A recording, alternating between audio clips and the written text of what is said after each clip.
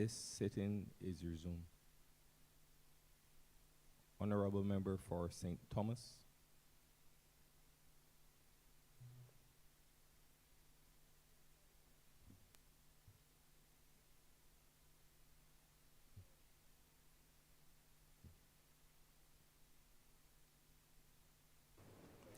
I beg your pardon. Thank you very much, Mr. Deputy Speaker. And let me take this opportunity to congratulate you on your level of maturity in only a day and a half or so thus far. And it means that you have got great promise in this respect. Thank you. I want to take this opportunity this morning to express congratulations to the Honourable Member for St. Michael Northeast and her team for this comprehensive and forward-looking budget that was presented only 2 days ago. In my estimation, and in that of all those persons with whom I have spoken, including the youth, they consider it to be visionary, relevant, transformative, and workable. And if it is coming out of the mouths of the youth, sir, then you know that there is a lot of promise in this budget. I want to say that sometimes, and I am not using this as a gender bias, but it is often really good when we can put a female in front to be able to carry the burdens and to be able to carry and deliver the goods.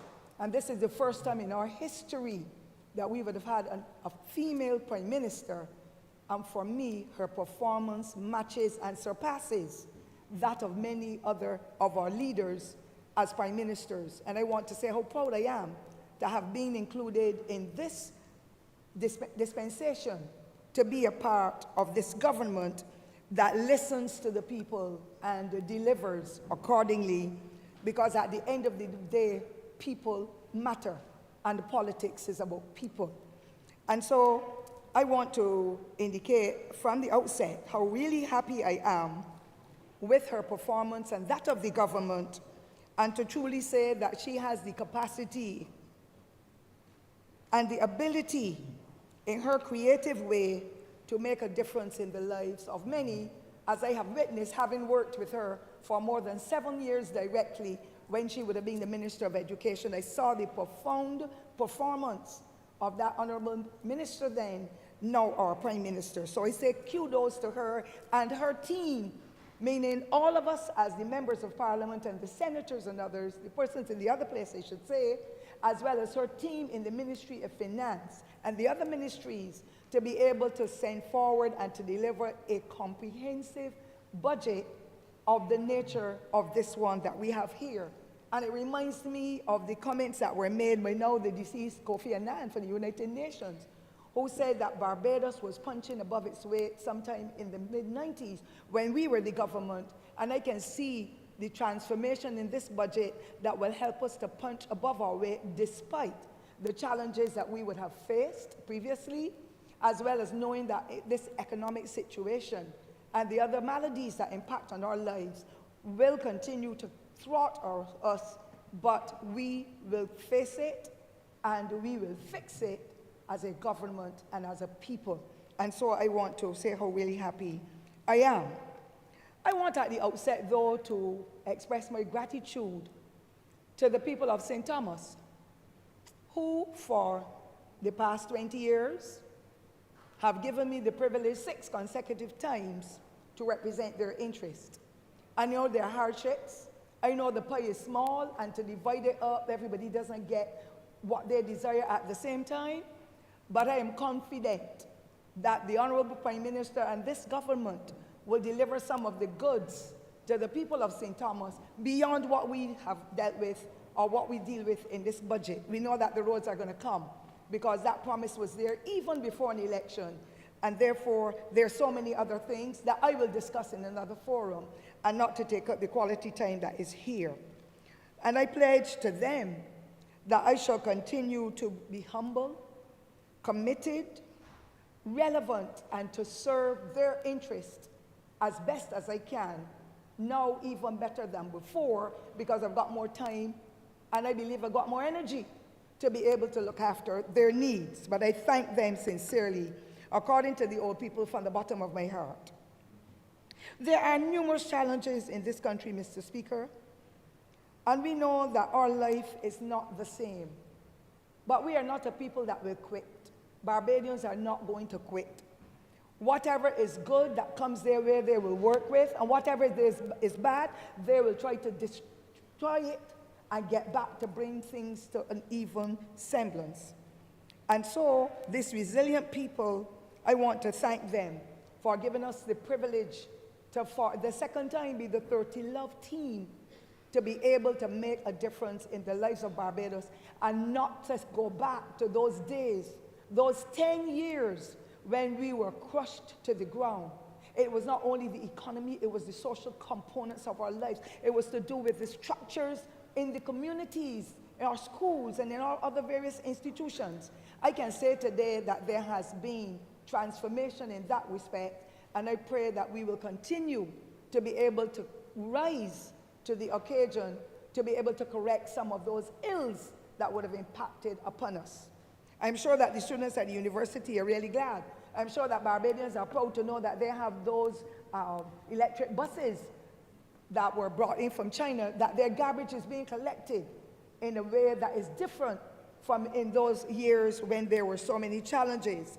And there's so many other things. But let me focus, sir, directly on the strategies that have been designed for us to be able to continue to work. And it is a pity, and I'm not, according to the old people, again, flying in God's face, but it's a pity that we had those challenges over the last couple of months, indeed starting from March 2020, where we had a setback in a number of the plans that we would have had to be able to help Barbados to rise again to a level where people will be employed, they will be happy, they'll be able to build their houses, they'll be able to get the mortgages, they'll be able to send their children to school in a way that is different.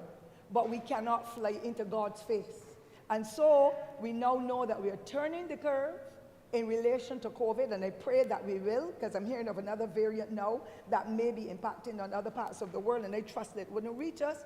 But I'm happy to know that our children are back in school.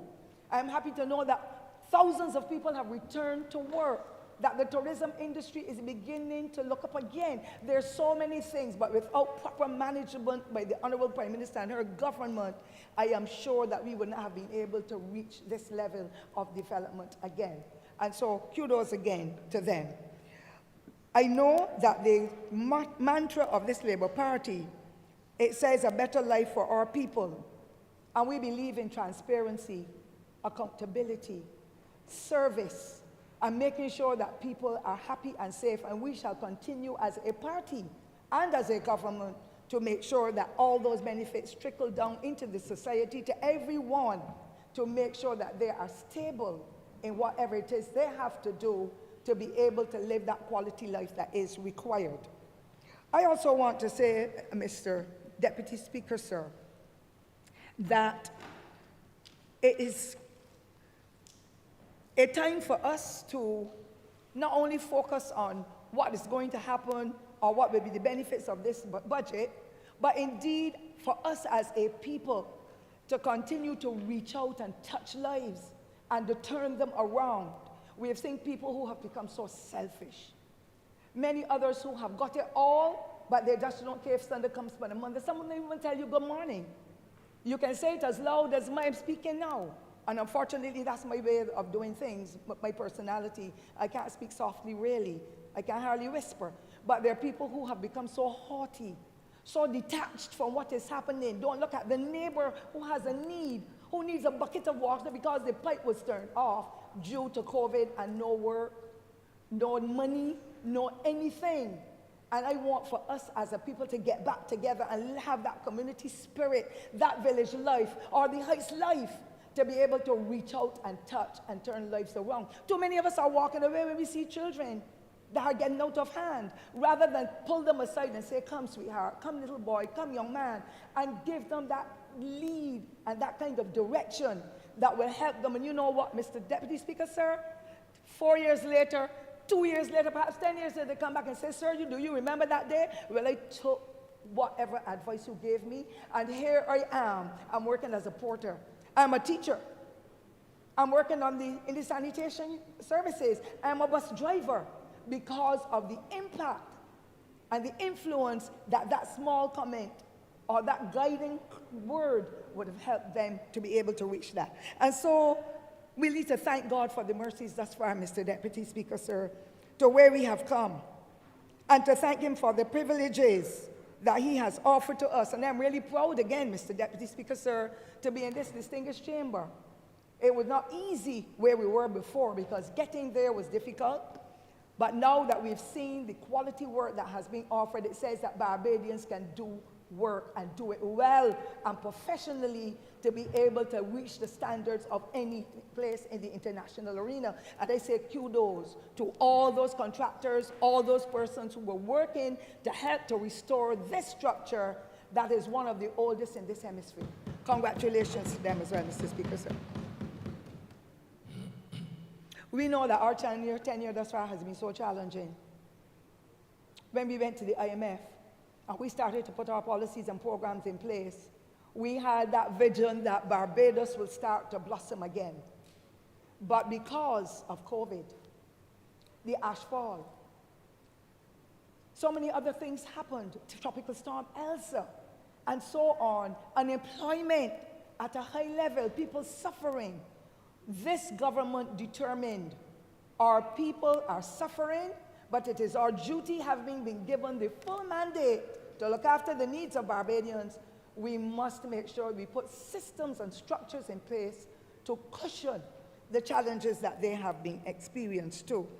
And so that candle of hope went out to them, where we started with the first 4,000 care packages for senior citizens, ensuring that the contents would have met their needs, especially if they had comorbidities. When we sought to come up with the idea of an adopt a family program, and business entities, private people, and others put forward funds so that Barbadians who were impoverished would still get a meal, would still be able to pay some bills, would still be able to look after their families with the $600 debit cards, that they can get some funds to hold them above board, to make communication with corporate Barbados to say, please give them a 3-month extension so that you don't cut off the light. The government agreed we're not going to take off the water. The utility companies, particularly now the telephone too, they were all a part of it, because at the end of the day, we're one people, one nation. And we can't sing it in a song or say it in our pledge and our motto, but then don't live it. And so that period, Mr. Deputy Speaker, sir, was such a daunting period. But this government determined that is not enough. 85,000 care packages must be prepared, because there are people out there who will never ask for anything, and they will do like how my mother taught us. Though you're poor, don't look poor. Don't ask anybody for anything, but they needed to get the food and the other resources. And this government determined Barbadians must live, Barbadians must survive, despite whatever the cause. And then, of course, vaccinations for free. My niece has gone back to Canada, and she says they have to pay $100 and some dollars in order for them to get the PCR tests and so on. Now, Barbados is still giving it for free. And I want to ask Barbadians who have not yet sought to have their vaccinations, if they do not suffer certain comorbidities, please go out and get vaccinated so that we can get our country back on an even keel and we can save lives as we have with the institution in St. Lucie, where the Harrison's Point, this institution, that was visionary too, to have it constructed in that short space of time so that Barbadians could go and get the quality health care, to be able to bring them to the level and to save lives. And sad to say, it is with deep regret that over 300 persons have passed as a result of the COVID pandemic and the devastation on their bodies.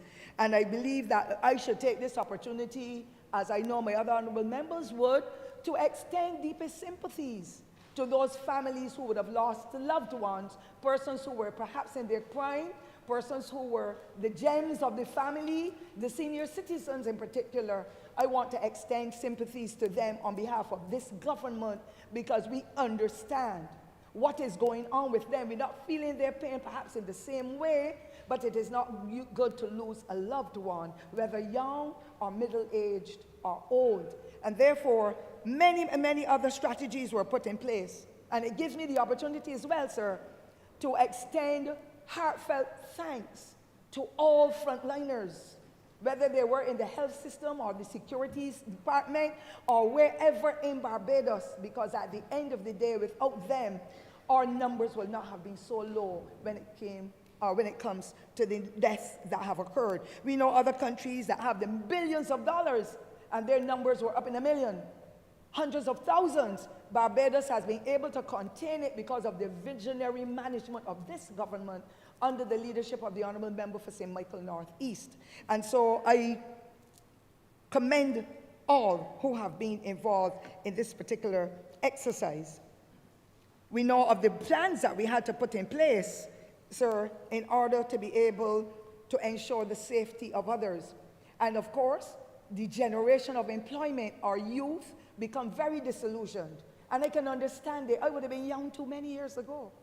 And I can understand when you can't work, even if you have qualifications or not, but you have skills and you have to remain at home and be shut away because of the contamination that will be impacting on you if you had to go around. That's why we had the lockdowns. A lot of our young people became very restless. But I thought that that novel idea of making sure that our young people get a chance to clean up the ash, that was a profound step. And they love it. And they're telling you straight, I don't want to go home. I just want to do a skill after this.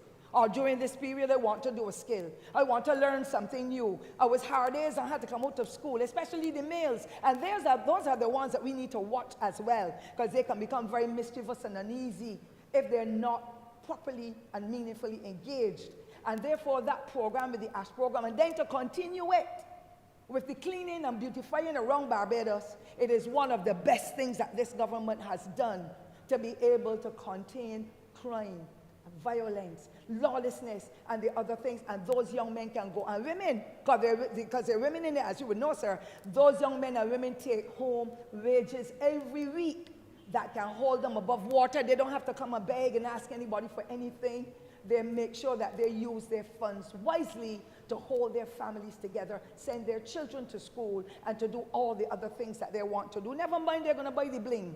They're going to put the tattoos. They're going to get the eyelashes. That is how it is across the world, and the technology is adding to it anyhow. But they are serving Barbados because we need to keep Barbados clean first for Barbadians, and then for those visitors who come among us. And therefore, I want to commend that visionary step that the Honourable Prime Minister would have sought to look at. You know, sir, of the travesty with the tropical storm. Houses that were firm, strong houses, rooftops went.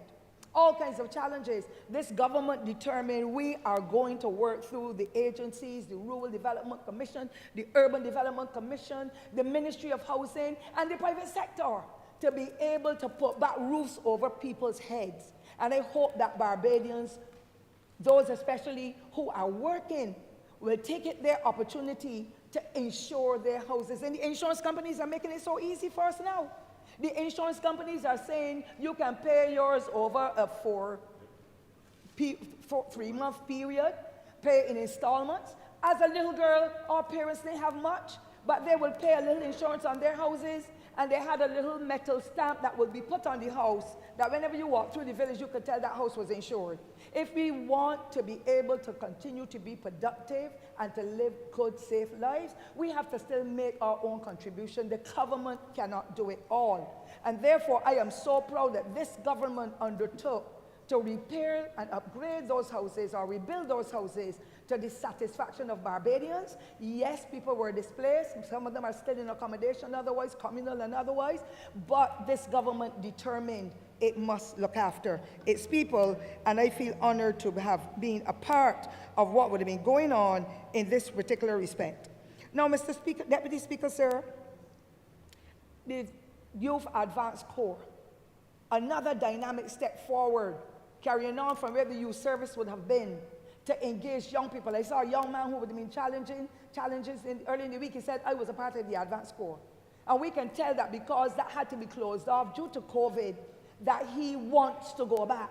And there's so many others in their own small way, step by step, they can become productive citizens. Everybody cannot be a teacher or a politician or a banker or whatever. Everybody has a little niche. And therefore, I am glad that the Youth Advanced Corps has been put in place and that the facility now will be upgraded to encourage and to entertain and to make sure that those young people get the opportunity to go forward. I also want to express my gratitude, sir, to the Honourable Prime Minister and her team of planners in relation to the Gordon Cummins District Hospital in St. Thomas and the upgrades for that facility. I am saddened that previous to 1980, we as a people did not make proper plans for our seniors, and I can understand to a point why. Because we had the extended families, so that when granny or granddad or old dear aunt or the neighbor next door became aged, that somebody was there to look after them. We used to call it a stroke that they would have had or Passover. But somebody in the village looked after their needs and gave them the food, gave them the care and attention that was required. But as a society now where we have the free education, we have the free health care, our people are living longer. They are the pillars of our society.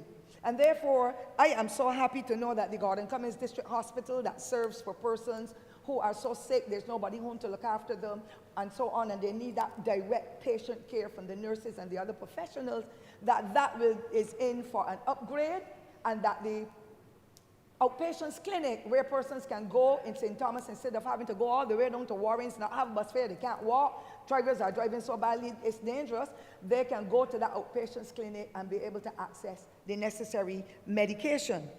I also want to thank this government as well for continuing to work with the Freedom Village at Rock Hall. That is a profound piece of heritage that requires the attention that was placed in it, but unfortunately, the last administration did not do as much.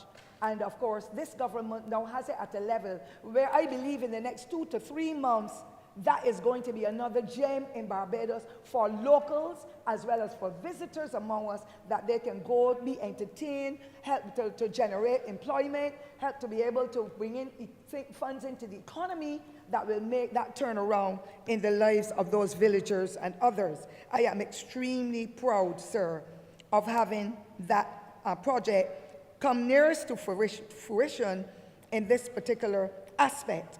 And I know the government has plans that work towards the Clement Payne Center and making sure that that become a part where persons in the city can go, relax, do activities and so on. Similarly, Queen's Park, that is on the list for that kind of recognition.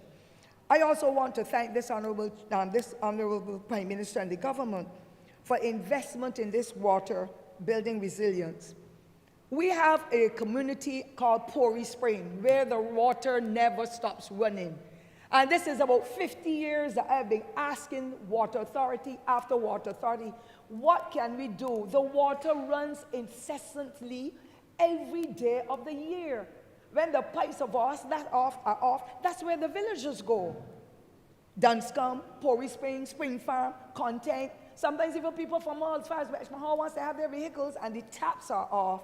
Those seniors and those persons, those villagers go there.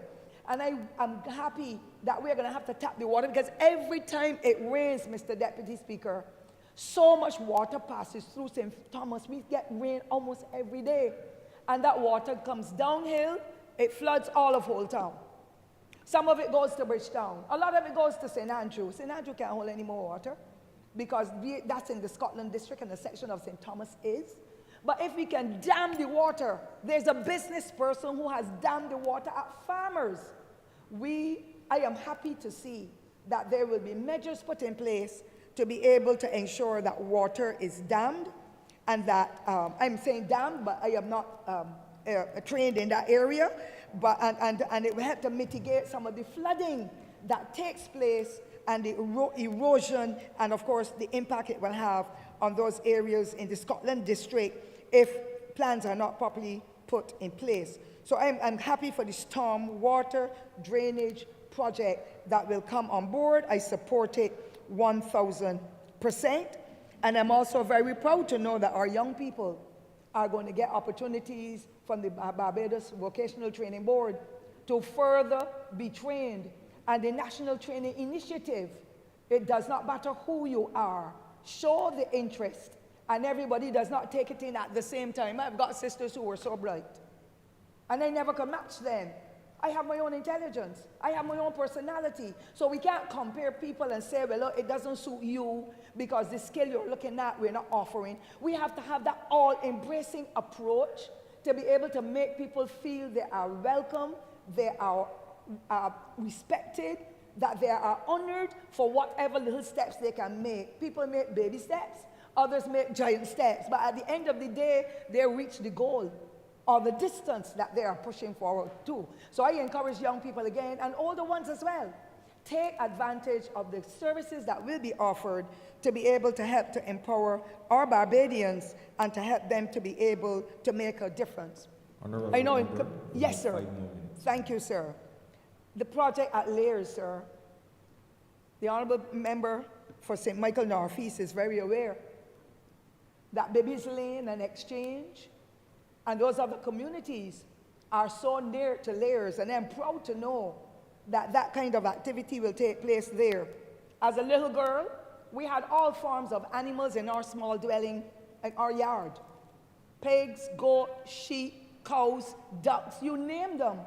Because my mother and father could not afford to feed a large family by going at the little shop in the village and buying. There was limited or no money.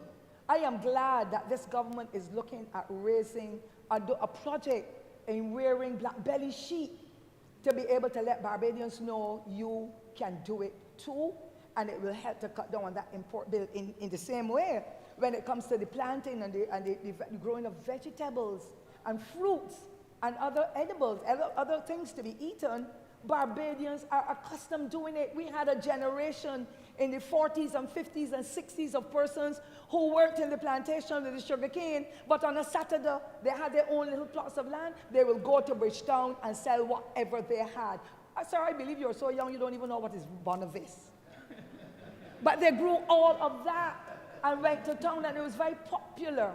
And I'm happy that this project at Layers is going to happen, and that the amounts being charged towards the water, that those will be reduced, that will be reduced as well, because we have to encourage persons to get involved. I also want, sir, as I come to the close, to indicate that we are happy about the electric vehicles and the extension of the funds from $50,000, I believe it was before, for the car loans, to $100,000, because at the end of the day, we have to look at our climatic changes. And if we are to be an integral part of it in our generation, then we will pass it on to the new generations, that they must understand that the fuel and whatever else will have a devastating impact on our soils, our foods, and whatever it is that we choose to grow. I spoke with a 16-year-old this morning, Mr. Deputy Speaker, and he said to me, please do not forget to tell them that the zero-rated items is a boss move. And I said, boss move how? Because senior citizens who cannot help themselves have to wear Pampers, babies, and he identifies so many other feminine things as well. He identifies so many areas. He said the people of Barbados must know that that is a boss stroke by the government to be able to make the difference. And out of it, he also talked about a cannery, where we need to develop a cannery if we're going to be doing all the planting at all the various places across Barbados under the Ministry of Agriculture. At some point in time in our history, we need to get a cannery, because we're buying things from other countries in the Caribbean. We're talking about minimizing or limiting the, reducing, let me say it that way, our food import bill.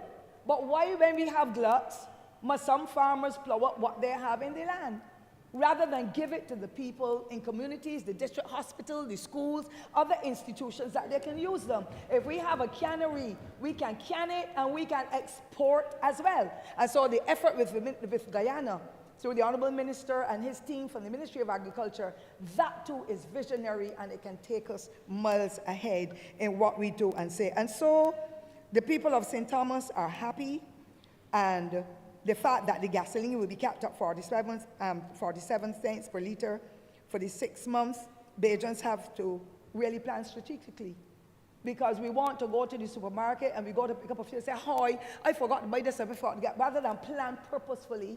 And we use the diesel, and we use the gasoline and other fuels as well. And then that leads to challenges. And so, Mr. Deputy Speaker, I want to thank all of you for the privilege to be a part of this distinguished chamber and to play my part. And the other aspects I have not mentioned, I shall be trumpeting them in the communities where I go, despite whatever parish I am in. And I want to say, sir, as I close, that the self-sufficiency in food production and manufacturing, that is extremely critical. And like Jimmy Cliff said, better days are coming by and by.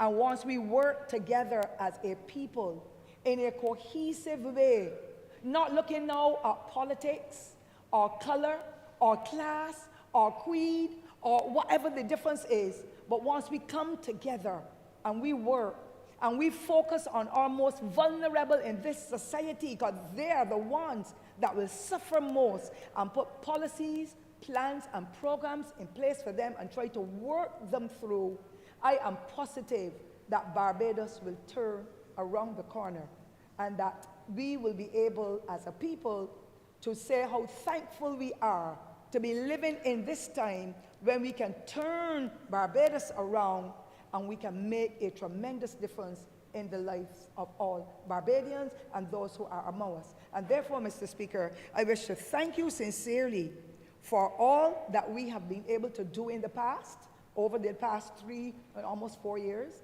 and what these budgetary proposals will help to guide us through, that we can achieve, not for us as politicians, because we are ordinary citizens, but for the people of Barbados, and the synergies that we will have with the people in the region to be able to make a difference in the lives of our various populations.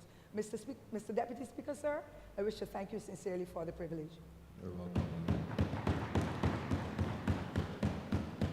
Honourable Member for St.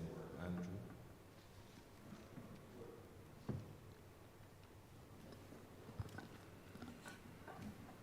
Thank you, Mr. Deputy Speaker. As I rise this morning, I can't help but think that I'm starting back over. In fact, I was told just this morning that I was caught on television just staring at the roof and was asked why. But the fact of the matter is that I was admiring the architecture of this place. At the same time, I was playing in my mind something that I've been doing now for the past 20 years or so, where I count and take note of the places that a 20-year-old or 25-year-old Ramel Springer will have never imagined that I will go, even in my wildest dreams. And this, Mr. Deputy Speaker, is one such place. So for that, I am very thankful and grateful to the good people of St. Andrew, the people who have reposed their confidence to me and who have given me this responsibility to come here and speak on their behalf. It really is an honor. As I sat here and I listened to the budgetary proposal given by the Prime Minister on Monday, and even as she was speaking, I was thinking of some of the things that persons were discussing prior to her presentation. They were asking for things. There were people who were saying that there are things that should be in. There are things that she should certainly touch. And my estimation of that presentation was that it was a fair and it was a balanced presentation. Mr. Speaker, as a nation, we have endured We have endured a lot. We have been a resilient people. We have been through economic downturn. We've been through a pandemic. We're still going through it. We've been through ashfall. We've been through a freak storm. And we've been through a hurricane. And for those of us who reside in the north of this country, we have been through prolonged water outages. And now, we're even faced with the adverse effect of a war that is ongoing in Eastern Europe. But yet, our people continue to show great strength and sacrifice. In the midst of all of this, we as a government, we have kept the people safe. And that's why I am proud to be part of this administration, Mr. Deputy Speaker.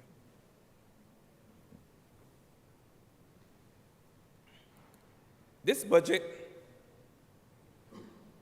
that we're discussing here this afternoon is not a lazy response to the circumstances that we find ourselves in today, Mr. Deputy Speaker. It is responsive, reflexive. It's a budget that is grounded in empathy, understanding,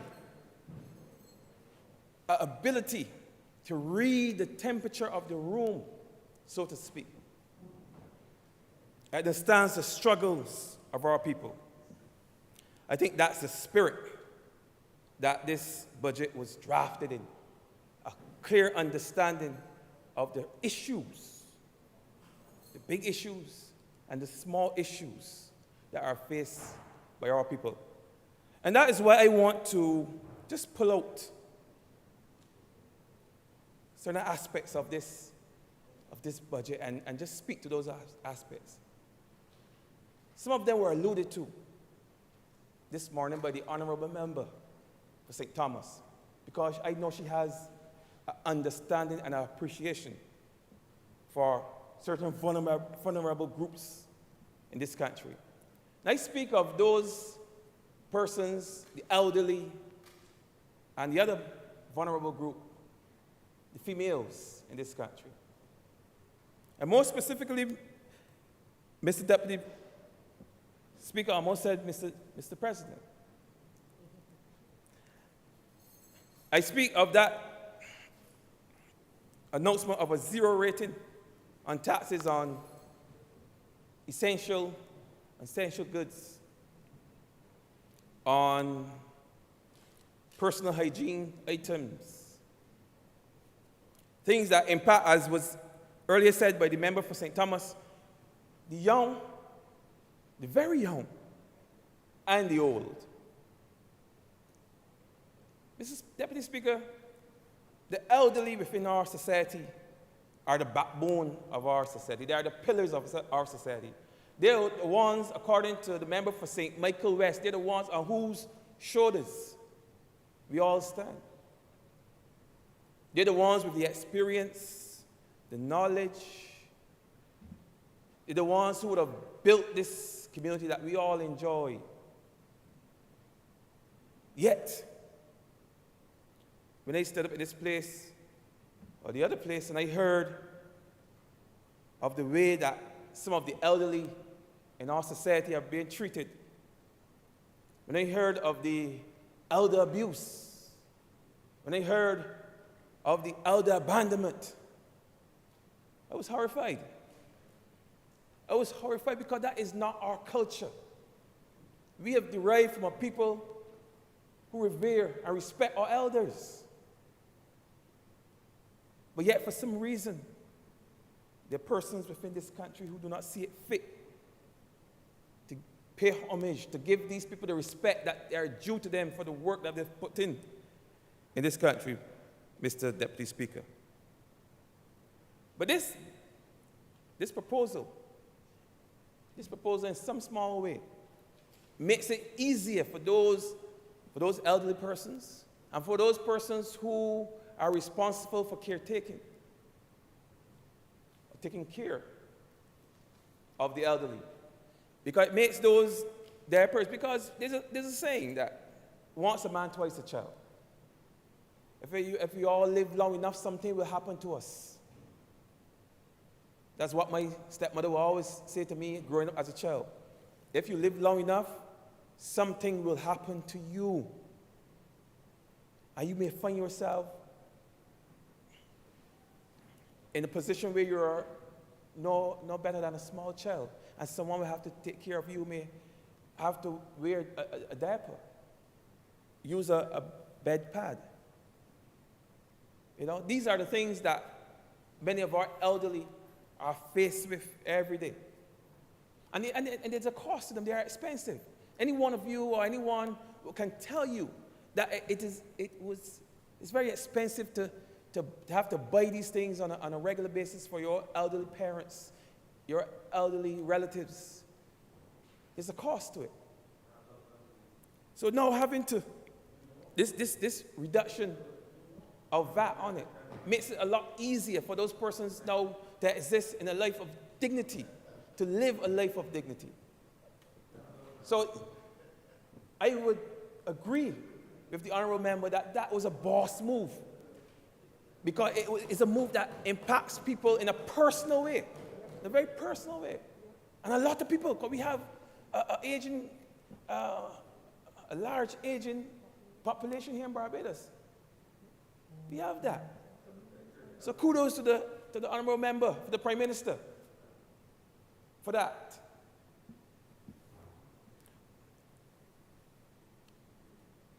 Also, another group of vulnerable persons that were impacted are those single mothers, those single parents, I should say, with small babies. And those of us who have small children can tell you that having to deal with a small child is an expensive undertaking. It's hard. I sometimes wonder how some parents who are unemployed, sometimes the mother is unemployed and the father is unemployed, how they can manage to care, to raise a small child. When you have a child going through a whole pack of Pampers, sometimes in 2-3 days. And if the child is sick, oh Lord, it's even worse.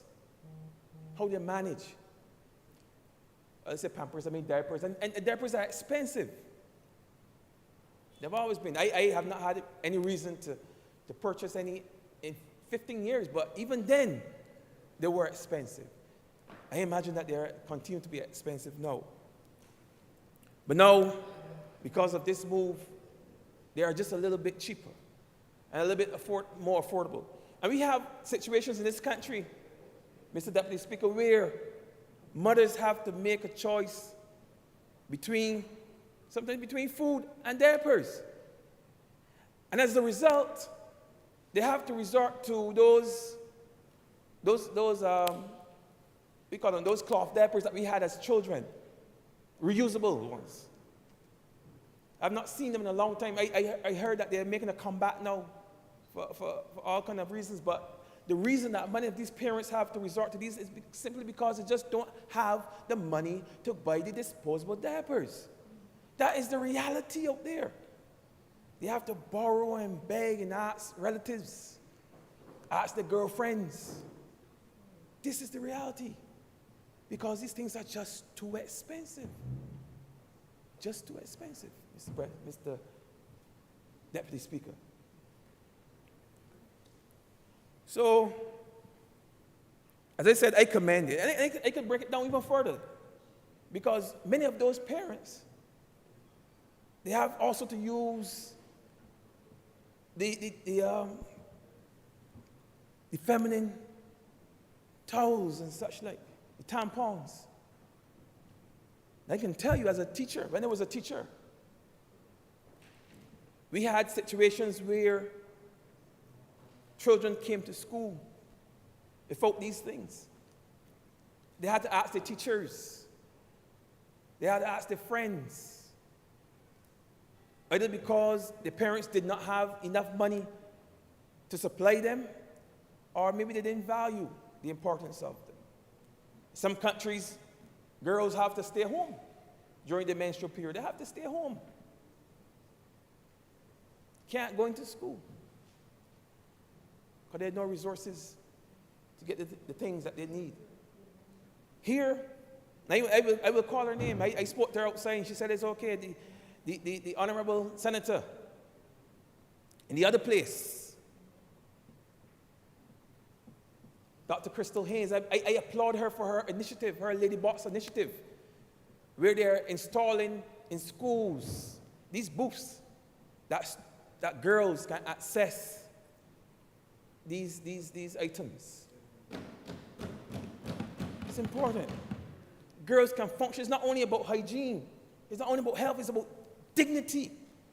Dignity for these young ladies who are just navigating the physical being. I applaud her. And I would like to see someday that there's a stall or a booth or a station, whatever they choose to refer to it, in every single secondary school and perhaps in the primary schools. Because I understand that sometimes the cycle starts as early as 10 and 11 years old. That we will have something like that in every single school in this country. So that a child will not have to go through the indignity. A young female in Barbados in 2022 would not have to go through the indignity of having to go and beg a female teacher or a friend. Honourable Member, I don't need to interrupt you. Honourable Member for St. James North, you're not allowed to wear those headphones in the house. Thank you. Sorry for interrupting you, member. You can continue.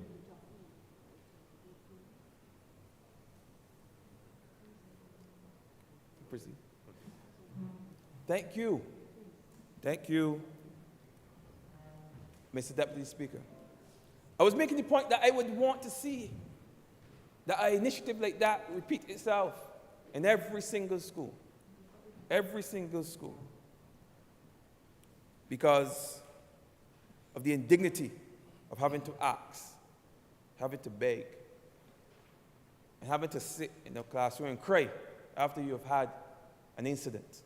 All these things we see in our schools every single day, Mr. Deputy Speaker. So I applaud the Honourable Member for St. Michael North East for this boss move, as it was referred to in here this morning. It's indeed a boss move. Equally, the removal of VAT on health drinks. Now, I'm not an expert on health drinks. I know that when I had sick relatives in my household, the only thing that they could use at the time was Ensure. That I'm aware of. I saw persons who, after recovering from a surgery or what have you, and could hardly eat solid food, survive on Ensure alone. So I know they have value. I know that they serve a purpose, and they're part of a person's recovery process for a number of various ailments. Some will say they're sweet. Maybe they are. But I know a lot of people can credit their health and their recovery to the availability of those health drinks like Ensure and Glycerma and all the others that have been listed on that list of zero-rated items. So it's not only a situation where we are assisting persons in terms of their dignity, we also have a serious concern for their health. So zero rating on health drinks But being conscious of the culture in Barbados, the imposition of a 20% or 10% increase by 10% or 100%, a 10% tax on sugar-sweetened beverages. Sugar-sweetened beverages. Mr. Deputy Speaker, the evidence is there for all to see that we have had an increase of obesity in this country. In fact, obesity is referred to as a pandemic, almost as a pandemic. Yes, and in fact, studies have shown that 1 in every 3 young children are obese. And it's a cost to being obese in this country. I think it's somewhere, being obese and the associated health challenges that persons who are obese may face, the diabetes and all such like, the hypertension, the amputation. We're the amputation capital of the region, I'm told, of the world maybe, of the world. I stand corrected, of the world. I was hoping it was just the region. But it's the world. And perhaps we have maybe the highest death rate as it relates to non-communicable diseases. We have that. We have those sad distinctions. So this tax, though may not seem consequential by some, but for those who are struggling with weight, those who are struggling with obesity, it makes it just a little bit more difficult for them to obtain those things that they crave. But I'm aware, Mr. Deputy Speaker, that this is going to take not just a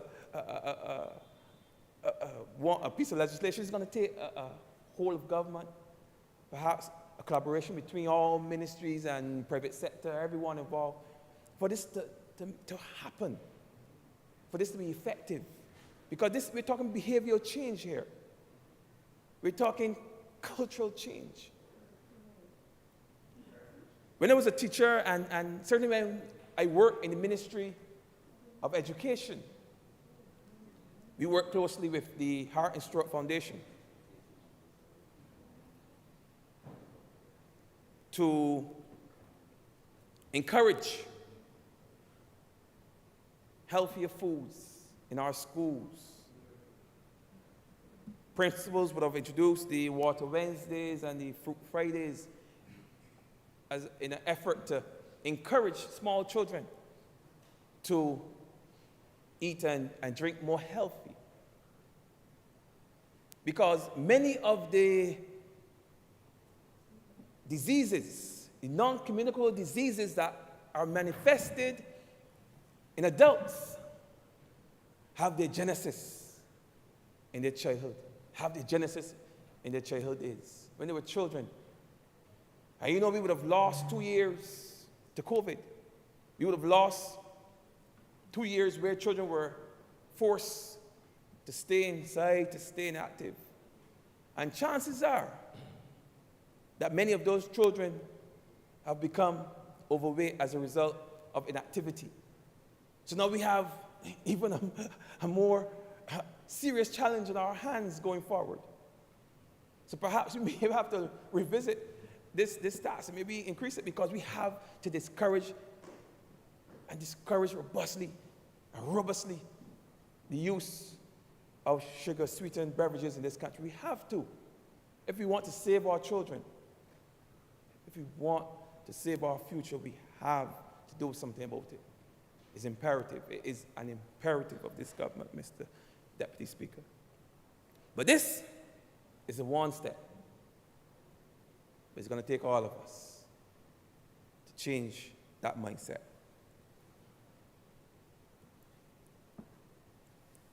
It is indeed a boss move, and it understands the dynamics of this country. As I said before, we have a prime minister, we have a government who knows how to read the temperature of a room. And that's why most persons are happy with this budget. Most persons. In fact, I listened to some persons on the radio just in passing, and they could not find anything really to criticize in this budget because there's something there for everybody. You can see that this government has the best interests and the health of the people of this country at heart. It's clear. It's clear in their actions. They barely touch on one aspect. Honourable One member, aspect. you have 5 more minutes. Imagine that. I was just about to slip into second gear. But let me just turn my attention quickly to some of the infrastructural development that is going to be undertaken by this government this year. Developments that will occur especially in the north of Barbados and the Scotland district. It would be seriously remiss of me if I did not speak to works that will be done in the Scotland district in the coming months. As an outsider, I sat with speculation as to when or if it will start, but as an insider, I know that a lot of effort is being made, a lot of work is being done behind the scenes to ensure that the people of St. Andrew and St. Joseph and St. John, St. Thomas and St. Lucy will see some relief. We'll see the rehabilitation of roads in Coggins, in Moose Bottom, in White Hill, in King Garden, in Vaucluse. These are things that all are on the card. And the thing is, there's a nexus, there's a link between the improvement, the rehabilitation of this infrastructure and the economy, especially as it relates to tourism. Because if we can create easier movement of persons to that part of Barbados, the most beautiful part of Barbados, I might add, and it's not the Honourable Member for St. Andrew saying so. The Prime Minister said it herself, and countless thousands of Barbadians have agreed that St. Andrews perhaps, and the Scotland district, is perhaps the most beautiful example, best example of the pristine beauty that characterizes Barbados. It's a fact, speaking facts here. But we cannot exploit that beauty if tour buses and tourists refuse to go down there because the roads are horrible. We cannot exploit that beauty when the average citizen in White Hill and Coggins Hill can drive their car to their home and to their workplace and back without having to change the roddings and the rackings and the shocks and everything every month. We can't. That's why I'm happy to be not only part of a government, but part of a ministry that will see that those roads are repaired and the good people of the north, the good people of St. Andrew, the good people of St. Joseph, good people of St. John and St. Thomas have proper roads like everybody else in Barbados.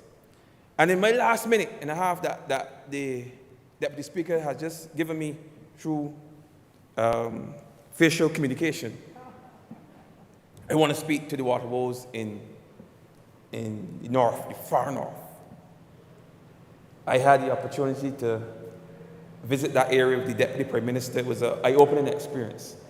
For us, where I live, water outages are most of our life. We've come up with water outages. Mainly in the summer, in the crop season, we would have a few water outages, yeah? But nothing compared to what I experienced and what I've seen and what I've heard people describe to me when I traveled to St. Lucie. Nothing. And that's why this government is investing in a strategic main lane program that will see in the next few years the removal of those old mains that are in some cases 100 years old, and in some cases are rusted. of those old means are replaced with new means to ensure that the good people in that part of Barbados, in Boscobel and Round the Rock, in Crab Hill and all those places, have access to high quality, good quality drinking water. These things are already on the cards. I know the Honourable Member for St. Michael North East would speak with more detail to it. I don't have the time to get into any details, but I can assure the good people in that part of Barbados that we are working and working hard to ensure that they enjoy a better quality of life. So, as I conclude, I just want to say that this government has shown over and over that it cares about Barbados.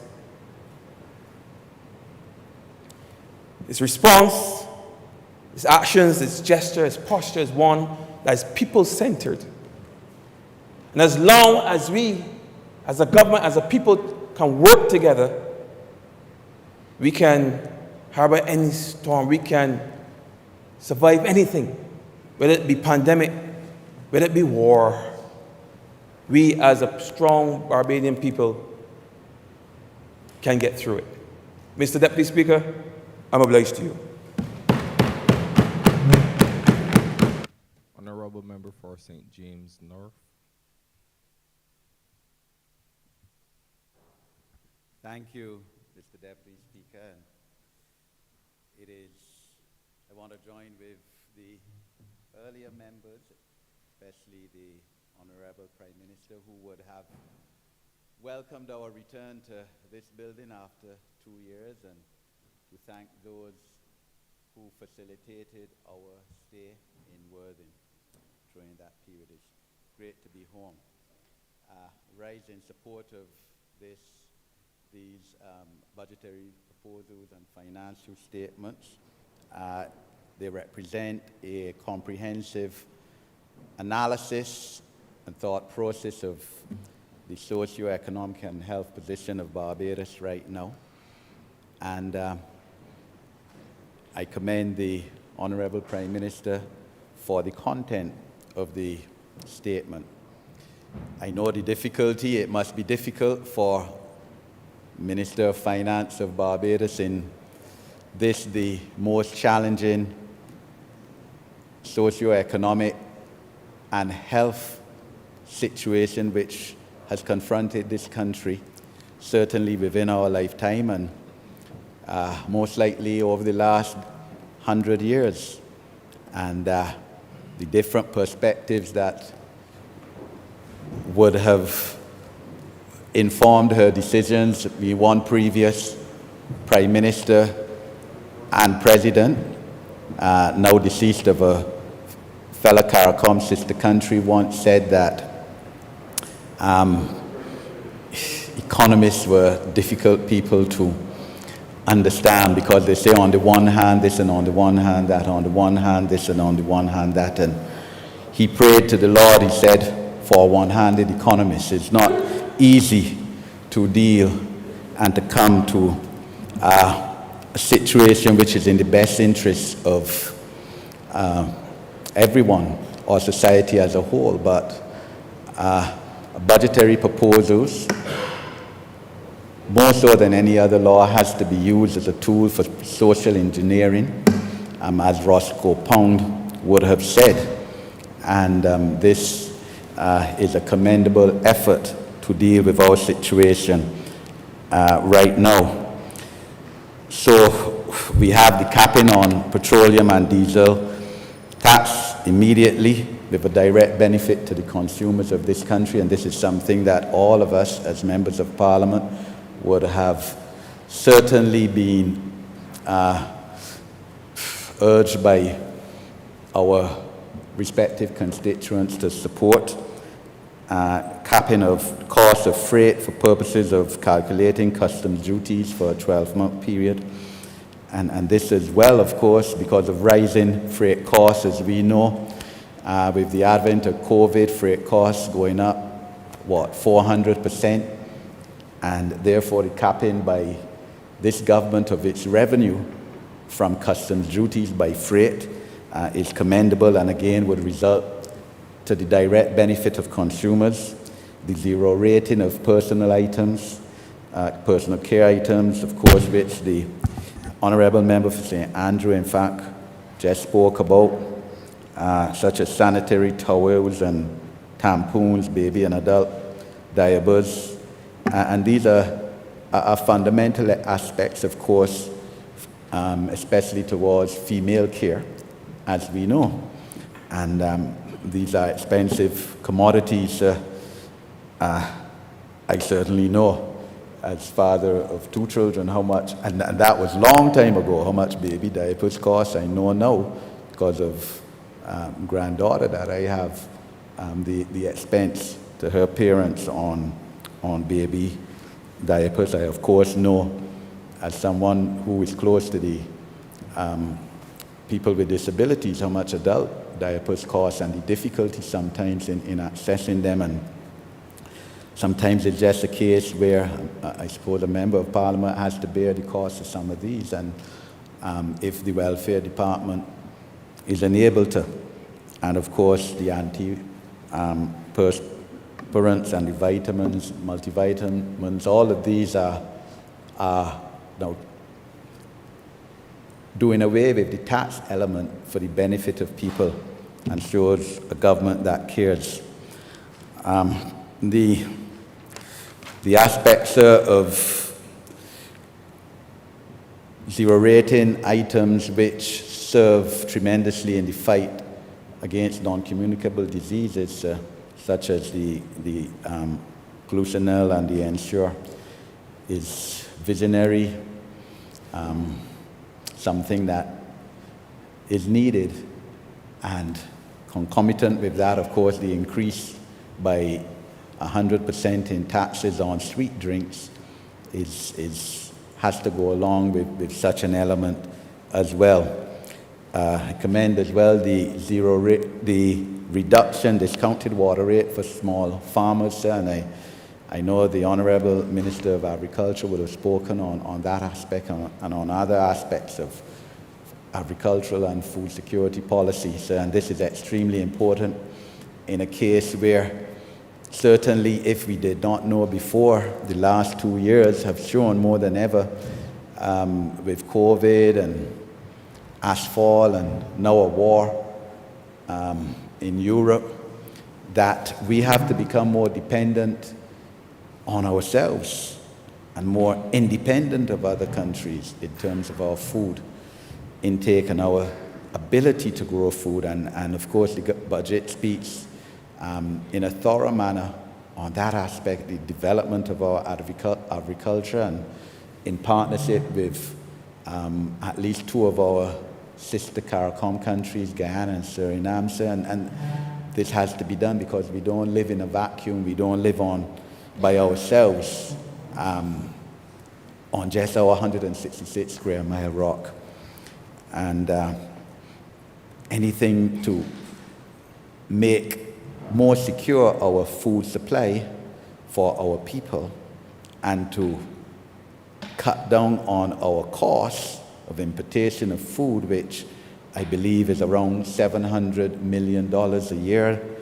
Now, sir, the latest figure that I saw has to be promoted and supported. The reality, sir, is that COVID has dealt us an extremely serious blow over the last 2 years.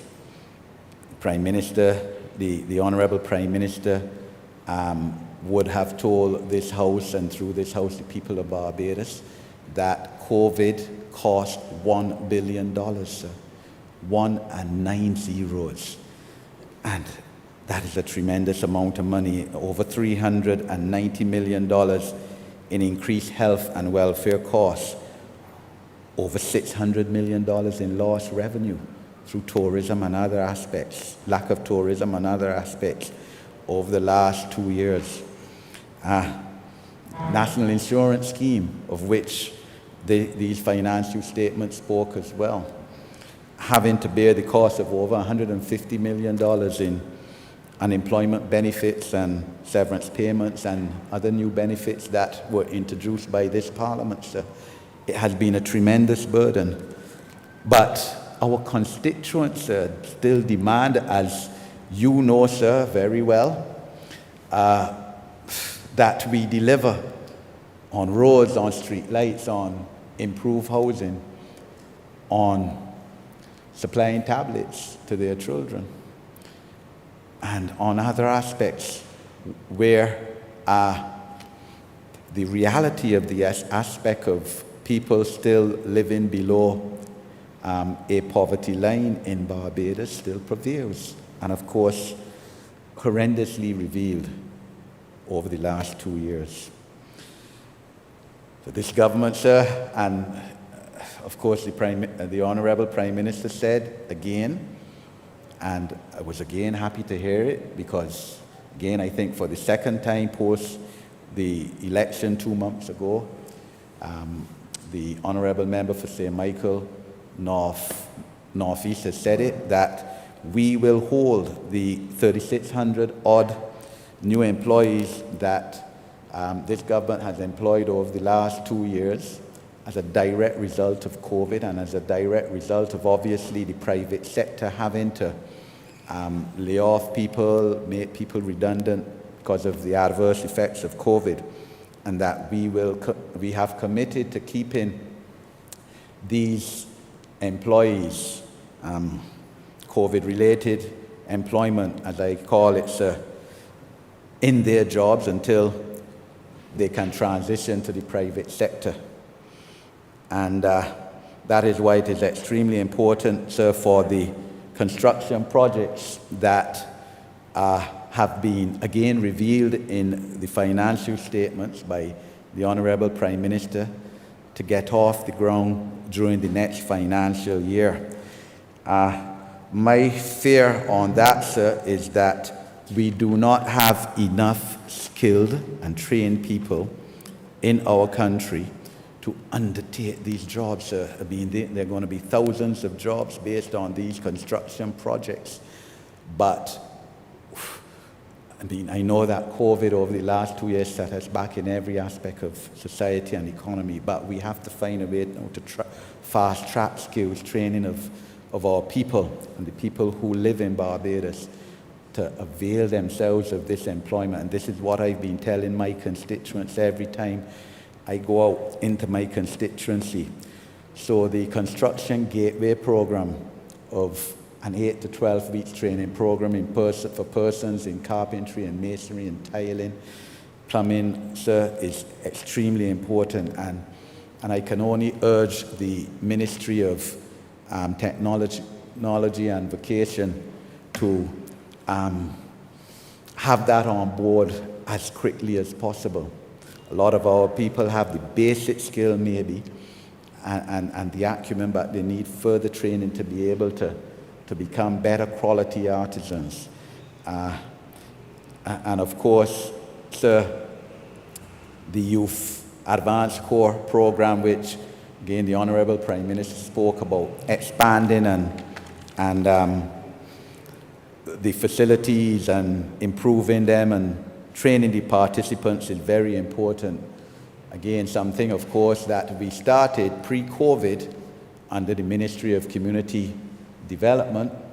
The then Minister, the Honourable Member for Christchurch West Central, but we need to get that going again, because we have to find a way to have a cadre of persons who are skilled, and not only in the technical skills, but also in terms of the soft skills, the life skills, the discipline, which the Youth Advanced Corps offers the opportunity for the young people of Barbados to avail themselves in.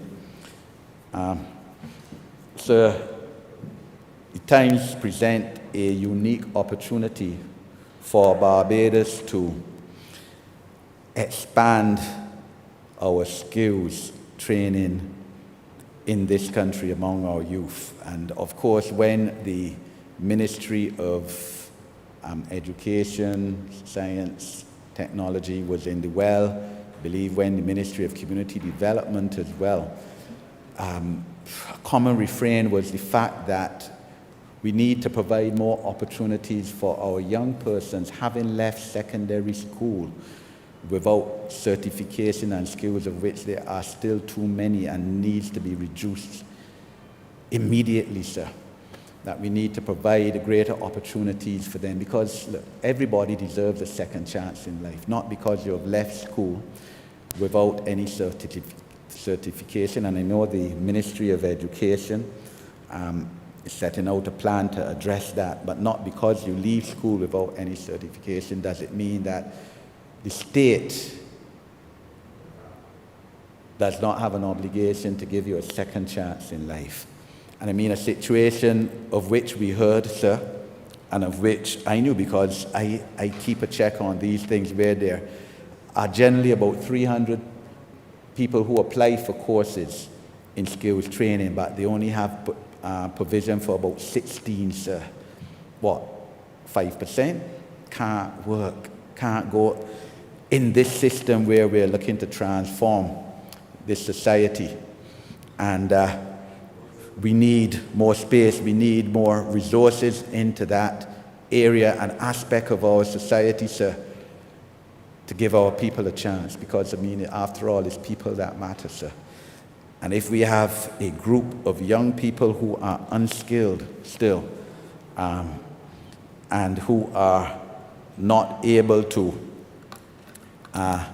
advance in this country and not able to build this country in terms of their own potential and talent, we are in problems. And I look forward, sir, to that being done within the next financial year.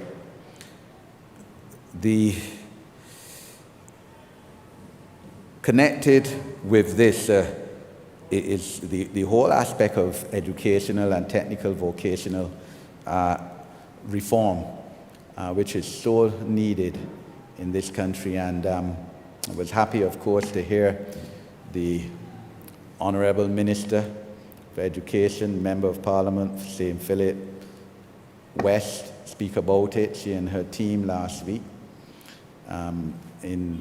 when we were still at Worthing, sir, on this issue, because this is an aspect that is seriously needed. We have to create situations within our educational system whereby our young people can be given the opportunity to fulfill their potential, sir. And that means obviously identifying early o'clock what their potential is, what may be the hindrances to the fulfillment of that potential, and therefore the issues of checking for possible dyslexia or visual or hearing defects from age 4, sir, which used to be done when we were last in office, has to be restarted again.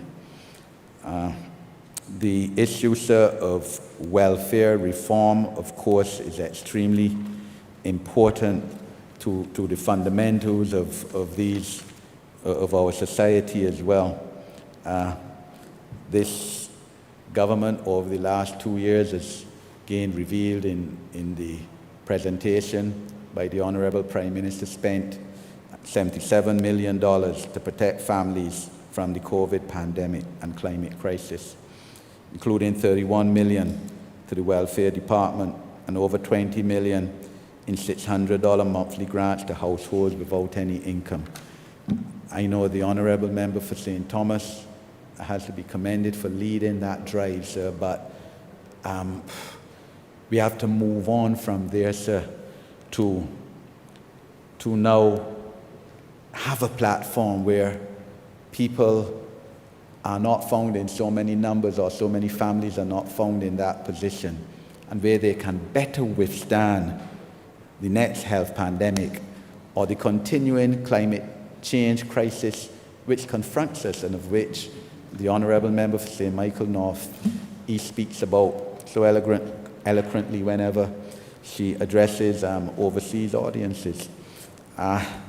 We have to find a way to stop this intergenerational poverty and reliance on welfare, sir, by buttressing now our young people, especially our young women, sir, and to help them realize that there are other ways in life to gain an income, but they have to be helped, sir. It's not going to come by happen chance.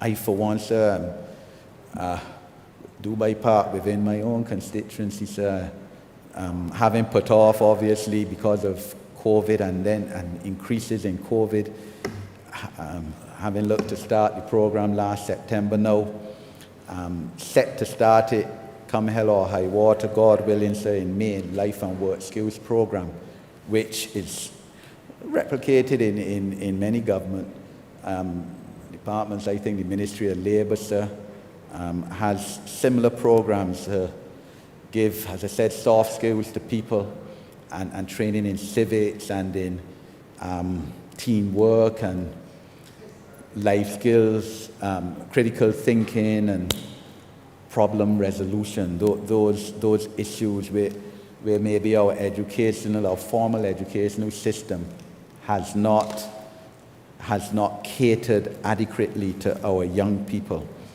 And the Young Mothers Program, sir, my intention to start that as well.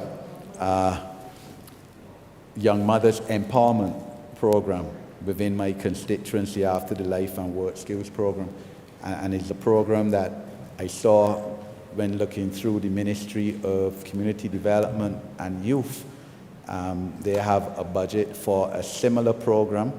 I know the Ministry of Labour was also hoping to have that program that had been conceptualized, but I believe budgetary constraints may prevent it.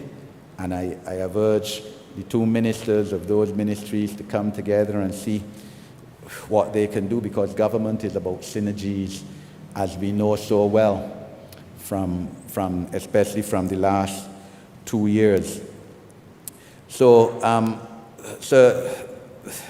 these financial statements represent an extremely good attempt to demonstrate a vision for Barbados as we go forward towards the end of this decade. But I accept, sir, that there are constraints which have to be overcome. And I listened very carefully to the Honourable Member for St. Michael South Central this morning and agreed with her in a lot of her remarks in terms of the implementation of proposals. I have seen over the years by governments of both political parties where budgetary proposals have been brought forward, passed in Parliament, good budgetary proposals, but haven't been unable to be implemented, sir, for one reason or another. I'm not casting blame whether it's on those in the political directorate or the bureaucrats who are supposed to implement and administer these proposals. And I agree, sir, this is certainly something that we have to watch. I know the public service may say they're not given the resources to implement, but sir, it is a problem. And we have to get better in terms of implementing to be able to transform our society as we, as a government, as the political directorate, would want to see it transformed. I mean, sir, we have situations, yes, where, and I speak to it, sir, because if we can't speak frankly in here, we can't speak anywhere. But the licensing authority, sir, has to do better.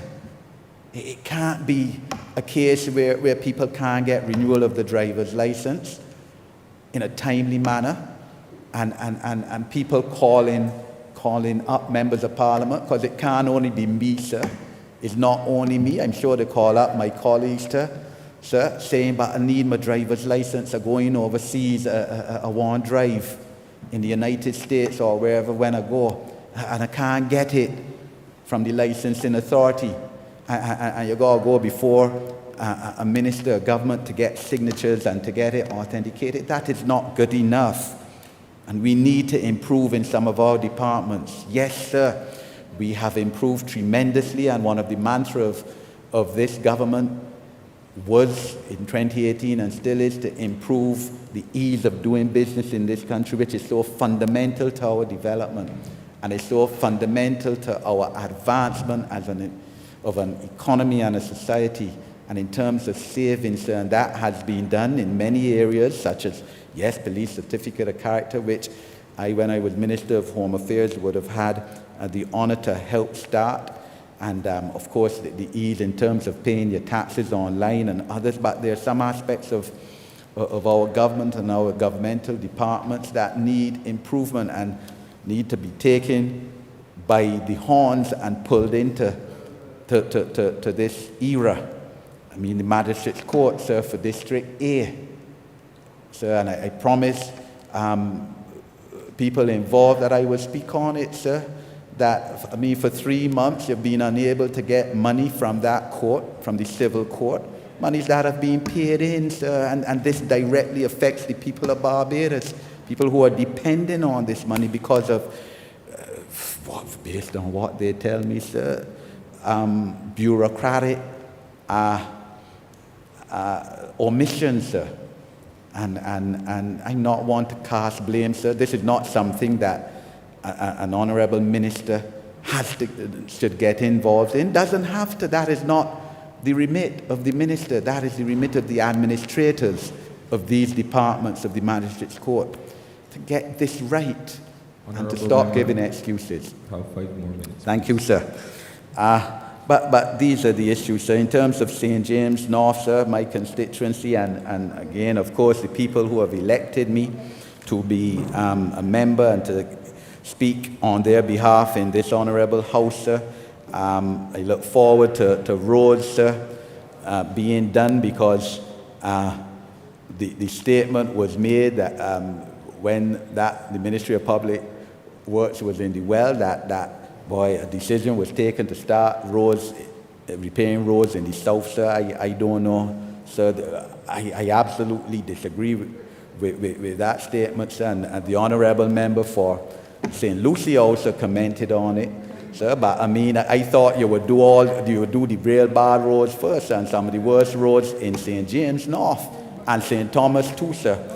And I hope that it is not a case where you assume that because St. James North, because the party, Barbados Labour Party, has won, the people of St. James North have supported the Barbados Labour Party for 15 of the last 16 elections since the establishment of adult suffrage in this country. So we don't get help when the Democratic Labour Party in office because they know they can't win the seat, but we have got to get help when we in office, sir. I agree, sir, and I commend the Ministry of Public Works for tackling drainage issues in the constituency, sir, in Sign Hill and in Western and part of Trent, although the other part of Trent has to be done, and also in Clark's Road in the Wim. But there are other areas that need to be done. A sports facility in Western, mini stadium, as I would call it, I look forward to that being done this next financial year. Refurbishment to the Western Fish Market, sir, which the Honourable Senior Minister for Christchurch West has informed me just got town planning permission for the go-ahead, I think last week, Friday. A decision has to be made on the old fire station, but housing, sir, is of course a bugbear. And St. James North, of course, does not have any housing areas, and because of the configuration and Zone 1 restrictions, which I look forward to the Honourable Deputy Prime Minister bringing legislation to Parliament soon to regulate and to take some of the areas out of Zone 1. So because of that, there aren't any state areas, government-owned areas for housing, and therefore I look forward, sir, to people of St. James North being given the opportunity for allocation and acquisition of houses by the state and by Hope Inc., sir, in Lancaster, for instance. And finally, Mr. Speaker, sir, on the issue of people with disabilities, sir, and again, the Honourable Prime Minister has again spoken of the intention of the Cabinet of Barbados to establish a Disabilities Commission, sir. This is long overdue. In fact, as we speak, sir, and I was trying to join in, sir, as we speak, there's a national consultation on disabilities going on in Barbados, and that's what I was trying to access. We need to implement policies for people with disabilities.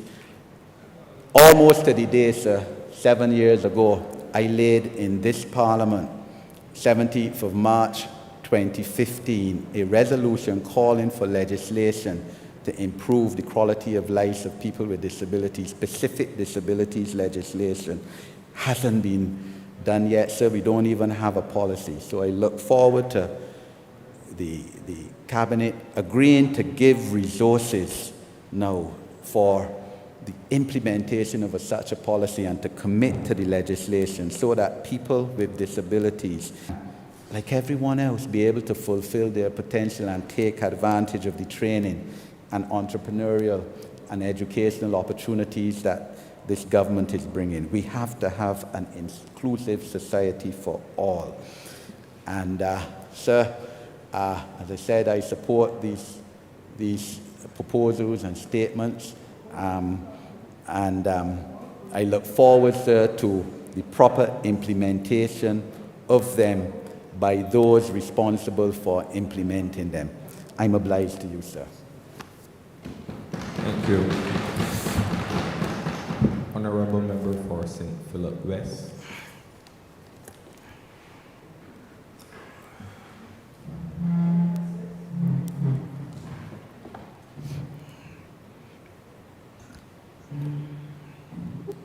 Thank you, Mr. Deputy Speaker.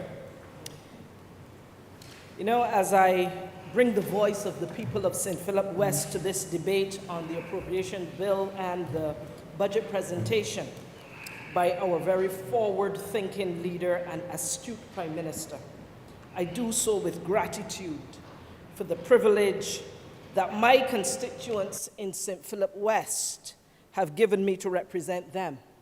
And I do so also, sir, with appreciation for the gravity of the moment in which we stand as a country. Now, we stand in a moment, sir, where resilience must mean more to Barbados than bouncing back to the way things were before March 2020 when the global health pandemic impacted our country. Resilience must mean springing forward with courage to face a future that we, like the rest of the world, are still trying to figure out what's coming at us. We stand in a moment, sir, when empowerment must mean more to Barbados than people feeling emboldened with the power to do for themselves. Empowerment, sir, must mean that we are consumed with a commitment to deliver for each other and to make a way, make a path for all who will come behind us. Mr. Speaker, we stand in a moment of uncertainty about what will happen next to the world beyond our control that can adversely impact the lives and the livelihoods of Barbadians and indeed the people of St. Philip West. But we cannot allow uncertainty, sir, to take us under. We must navigate the current. And if I may borrow from Brutus in Shakespeare's Julius Caesar, he said, "We must take the current when it serves or lose our ventures." I rise, sir, in support of the measures proposed in the budget presented by our Prime Minister just 2 days ago because it speaks to how we will take the current. Be it volatile oil prices, be it war, be it unpredictable climate change, be it grain shortage, be it disease. It speaks to resilience, sir. This budget speaks to resilience of people, not only of our economy as we strive for growth, or of our physical infrastructure or of our water resources, or of our digitally powered systems. This budget puts everyday concerns of people up front and center. And here's what I mean, sir.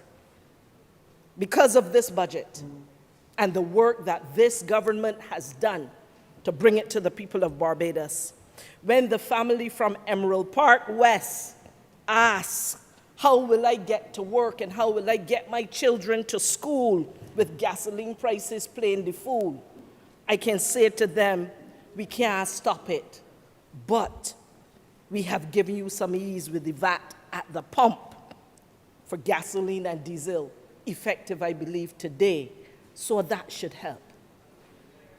As of midnight tonight, I am being told by the honorable member, sir, and when Donna from the household in Sunbury Tenantry asks how she will afford diapers for her child and sanitary products for her teenager and additional protective sanitary products for her elderly parents, I am able to say to her, I can't give you all, but with the ease on the VAT on personal sanitary products and other critical care products, you will be able to do better by your babies and by your teenager and by your parents. And when Nigel, sir, who is the small business man who runs a micro business up in Breezy Hill, when he asked me about replacing his near derelict car that is on the road just by virtue of divine presence, I can say to him, sir, that if after April you choose to buy another car, you are able to do so with the ease that this government has now given you, where you only pay 10% import duty. Sir.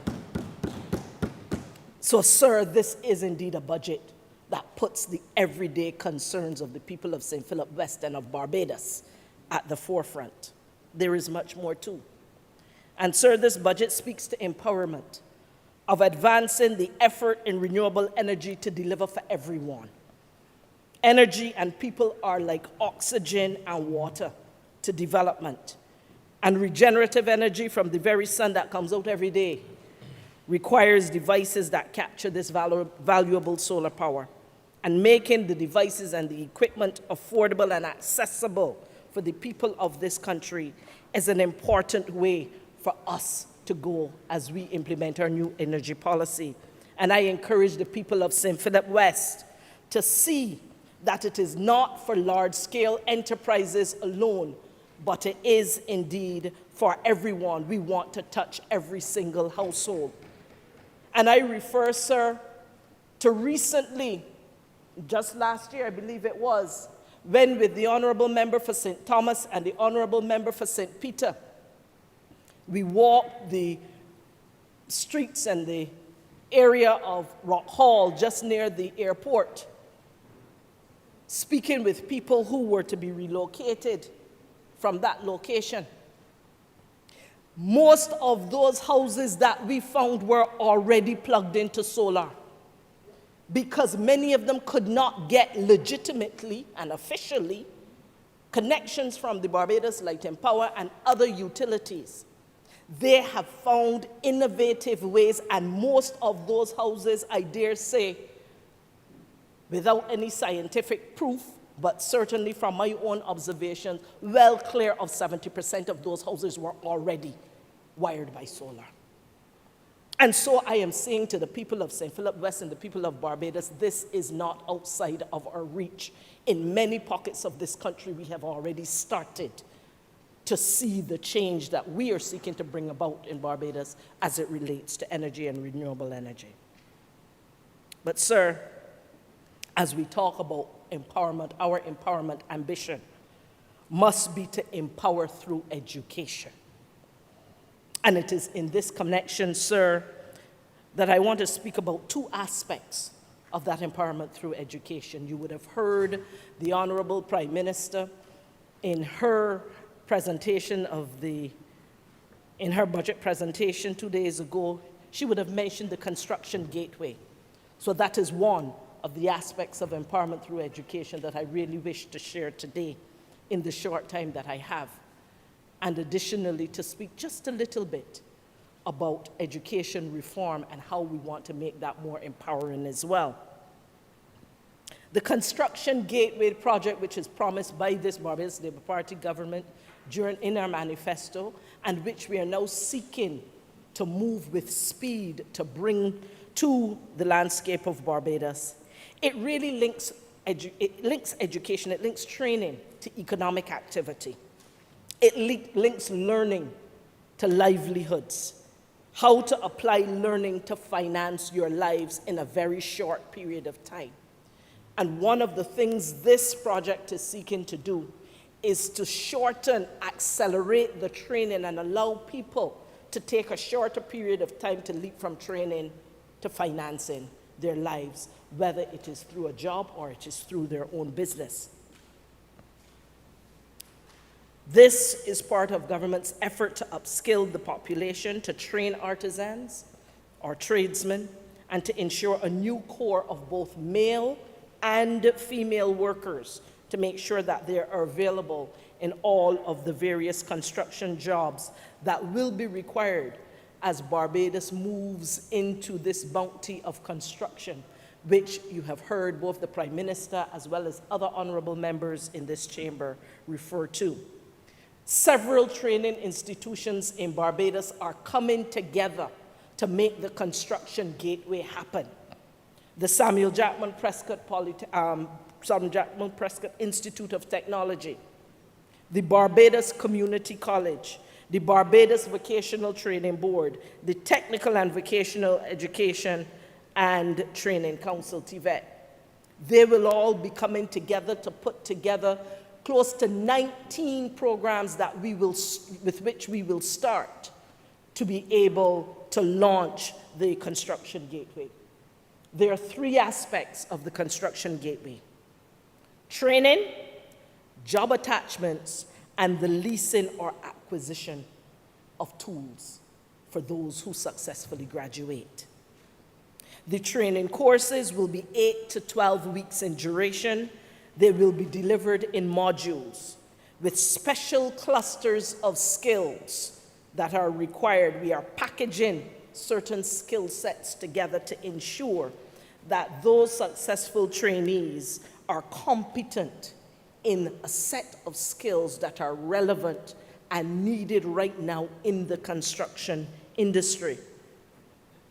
The job attachments is a vital component of the workforce training program in the provision of work experience and job attachments for our trainees from the Construction Gateway project. The training institutions that I mentioned earlier, in partnership with the Barbados Employment Career Counseling Services, will coordinate the job attachments and the post-training career development of our trainees. And when it comes to the leasing or the acquisition of tools, a special regime will be put in place to make it affordable for those trainees who need to come out and have the tools of the trade ready to really make the training work for them.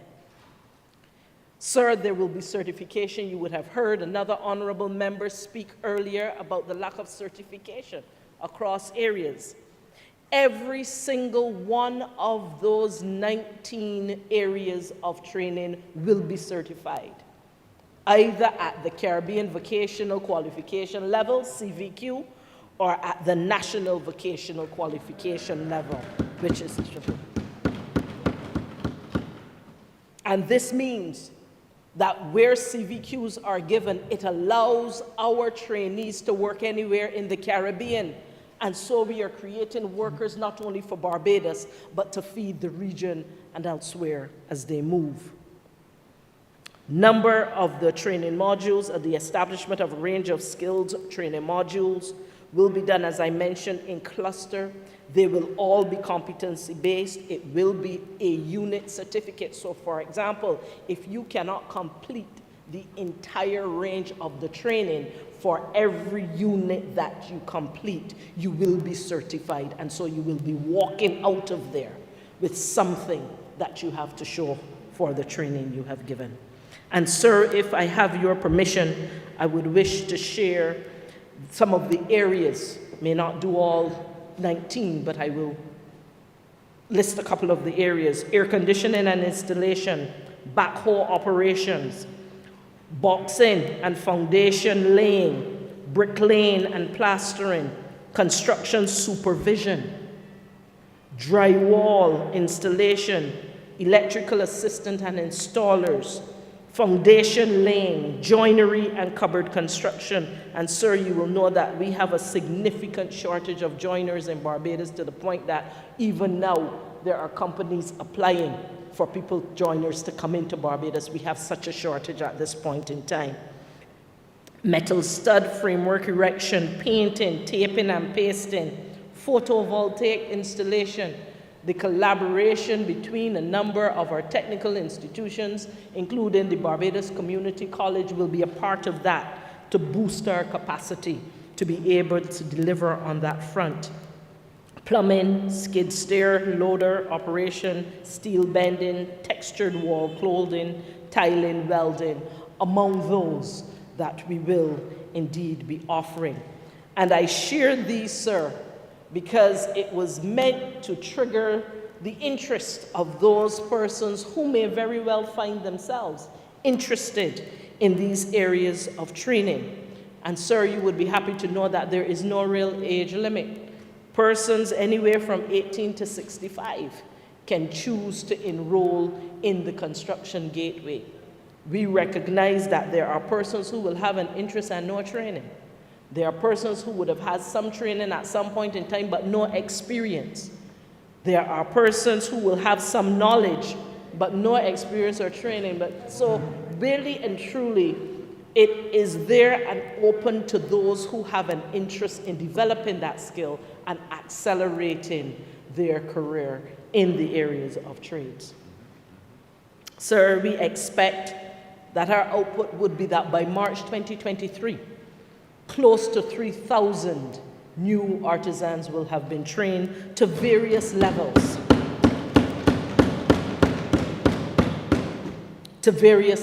Because each of those areas that I mentioned, sir, has a different level certificate that is very specific to the type of training that is being delivered. And sir, it is expected that as part of that program, we will also pay them to learn. And so there will be a stipend that will be given. You will not get rich on it, but it will be enough to give you breakfast and a little bit of food and bus fare to get to and from, until such time as you're able to convert that skill into a way to finance your life. And so, sir, the construction gateway is on its way. We expect that once Cabinet does its final review and approves the final going forward, we should be able to launch within the next couple of weeks. And so we say, Barbados, get ready. I want to also thank the persons of the private sector who have collaborated with us in identifying what are those specific areas we need to focus on now that matches the demand that they have, so that there'll be some immediacy in terms of opportunities at this point in time. Sir, the second area that I had indicated I would speak about only as we talk about empowerment through education was that of education reform. Sir, that is a very large discussion, and I would not, sir, even try to attempt to have it all right here. But I do know that many persons with whom I have spoken seem to believe that education reform is simply about changing the 11 plus, or the common entrance, or the secondary certificate, by whatever name we call it. But the truth is, education reform is much, much broader than that. One of the things that we have recognized in the Ministry of Education, Technological and Vocational Training is certainly that there are multiple intelligences. There are those that you will know who are really good with their hands. They are body smart. There are those who are athletic, also body smart. There are those who are very good with music. They're musically smart. There are those who are picture smart. There are, when it comes to visual and spatial, they are excellent at those kinds of things. And sir, there are multiple other intelligences. However, the system which we currently have, does not recognize multiple intelligences, and it does not cater for all of those young people we have within our systems who may not necessarily fit the traditional mold of what we consider to be bright children. We have to move in this reform, Mr. Deputy Speaker, to a state where it is not just an education system that we talk about with nostalgia that has withstood the test of time. We also need to move to this state where our education system can withstand the current of the future. We expect education, sir, to go through major changes in Barbados, just as it is the world over. Trends that we may not necessarily be able to ignore, for example, sir, is as we look at the future of jobs.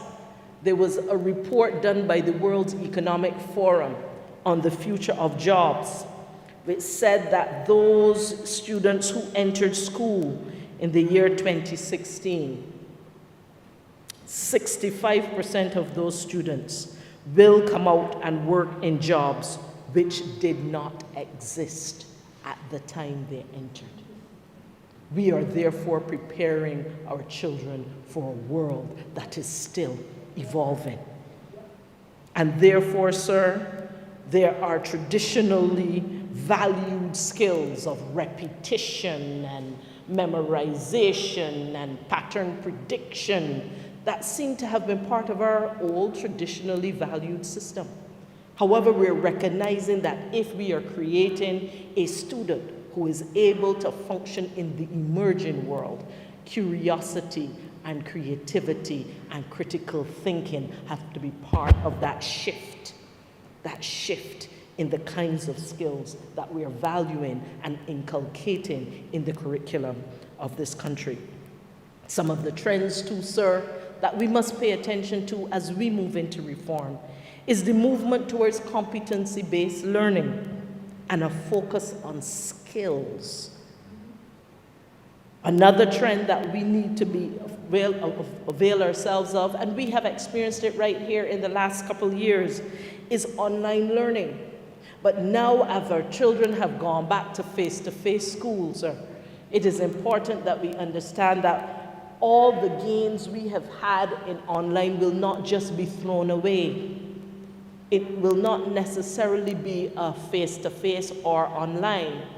What we are seeing evolving around the world is not an either-or, but a both, and all the things that are about to evolve, whether it's in television, streaming, and other areas that we have not yet fully implemented. Also globally, sir, we are recognizing that part of our reform must see us making the international connection, the global connections that are important. I give you the example, sir, of a teacher from St. Philip West, Miss Newton, who during the last few months created an online reading community for readers who were having challenges. She was proud to tell me 2 Saturdays ago when she visited me at the constituency office that she now has students in from Trinidad that are in her online reading course. This is part of the global connections in education that we have to make, where our local educators are already being resources outside of Barbados, just as others will continue to do so.